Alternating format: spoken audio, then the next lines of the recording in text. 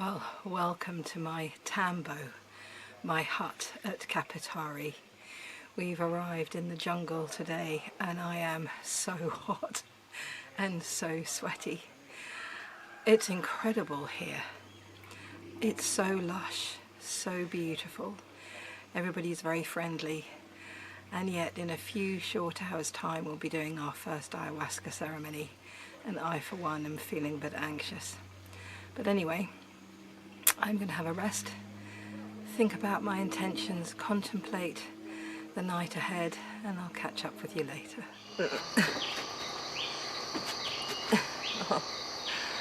Morning everybody, it's 10 to 6 on Tuesday morning, and I've survived my first night on ayahuasca.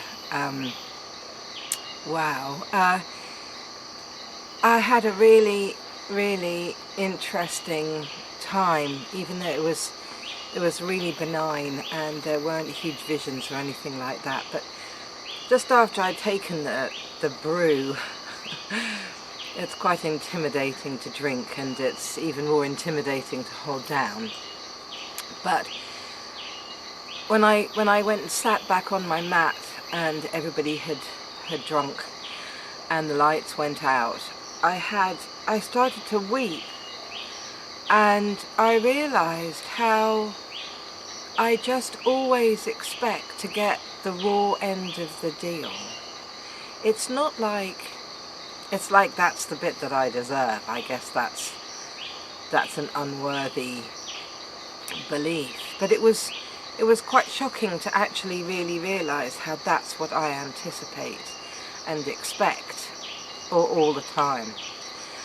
And so I had a chat with ayahuasca saying that, you know, that this is what happens, and I'd really appreciate her being very kind and gentle with me, and that I would learn the lessons without her having to be too rigorous in her expression.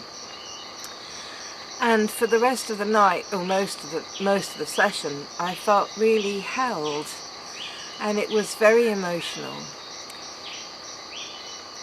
And that was lovely. It was just really gentle the whole time, and I think there's a lot that I've learned from it, but I just need to integrate that.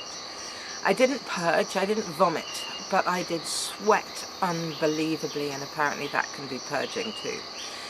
Anyway, the other thing that happened, which was very similar to San Pedro, is the weakness. I couldn't walk, but now I can, and I'm going to lie down in my hammock for a while and until it's breakfast time, and I'll speak to you later. Bye.